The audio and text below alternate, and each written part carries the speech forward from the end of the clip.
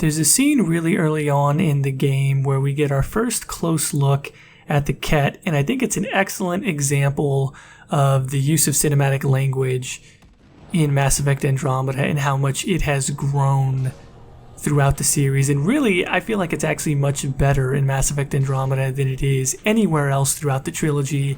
I think cinematically, they go from being pretty good throughout the trilogy to being really quite masterful in Mass Effect Andromeda. In this first look at, it's our first good look at the Kett, but it's also our first real good look at the Archon. It's really how the Archon is introduced.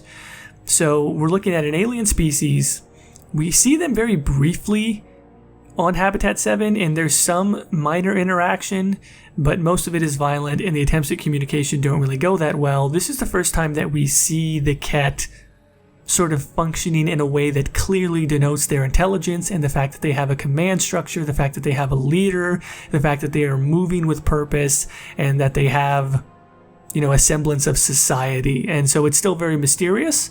I think it's very, very key. I think it's one of the most key things about the scene that there is no dialogue in this scene whatsoever. It's completely silent. It is being built by the score. It is being built by the cinematography and the actions that the characters are taking. So I do want to say hello and welcome to the Exalted March, where we talk about Dragon Age, Mass Effect, and Bioware games in general.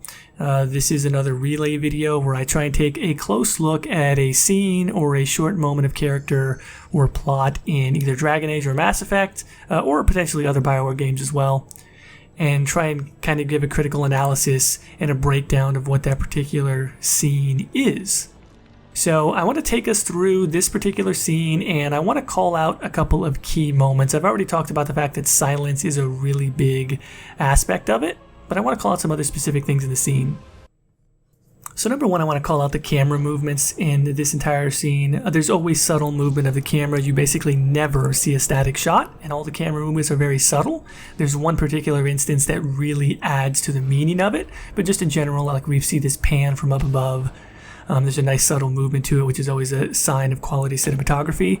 Also, again, I've already mentioned there's no dialogue, but look at the way that each of these characters react, the way that the rank and file turn around to give attention to the Archon, the fact that this one Kett is handing him the recording device. Clearly, it communicates without any dialogue that he is in charge and that they have structure to their society and to their, perhaps we could consider this their military. The color palette is excellent in this particular scene. There's a great shot coming up here where he raises his hand up towards the vault controls in the same way that Alec Ryder does, and instead of having that brilliant bright white light against the dark background, you have slightly weaker lights of the unactivated vault. And I think that there's great analog between those two shots. The shot with Alec Ryder, of course, is very iconic. This is a shot where I love how subtle this camera movement is. It cuts to this group of Kett, and they're very stoic. Again, they say nothing, and even the body language is very, very subtle. There's really almost no reaction from them whatsoever, but when you see this very slow, almost imperceptible zoom forward, it says a lot mixed with the lack of their reaction, their stoicism, and the score.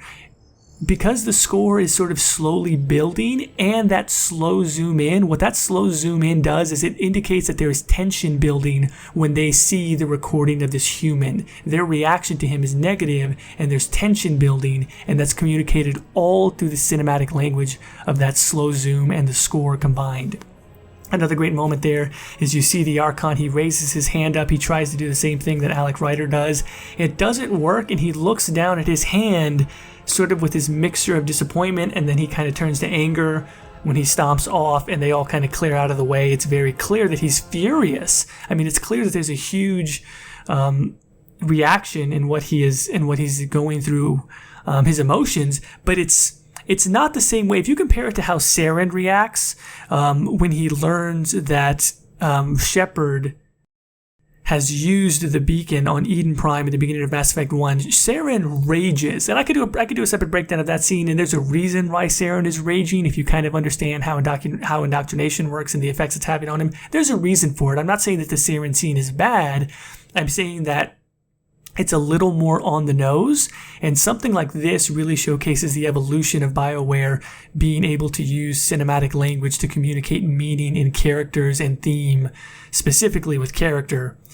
and that it shows his disappointment, almost his disgust. Because if you think, of course, this is spoilers for later on in the game, we learn that the Archon is a culmination of DNA harvesting of many, many species. We don't even know how many different species the Kett have harvested or quote-unquote exalted and added to their own genetic makeup. And the Archon is the pinnacle of all of that.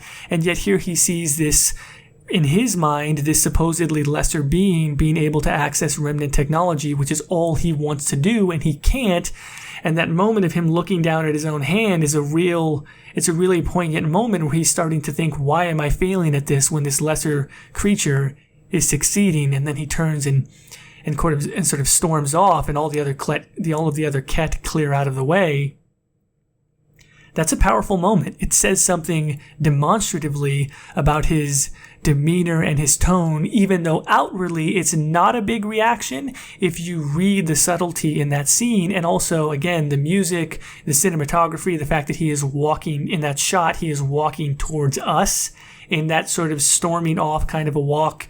It says a lot. The way the camera is positioned, the way the music is adding to it, the body language. Again, no dialogue, and we are looking at a scene where we know very little about the Kett. This is our first close look at the Kett, and so much is communicated about their structure and about their leader, and that says a lot about them as a species, that we learn so much about their leader in a scene that has zero dialogue whatsoever.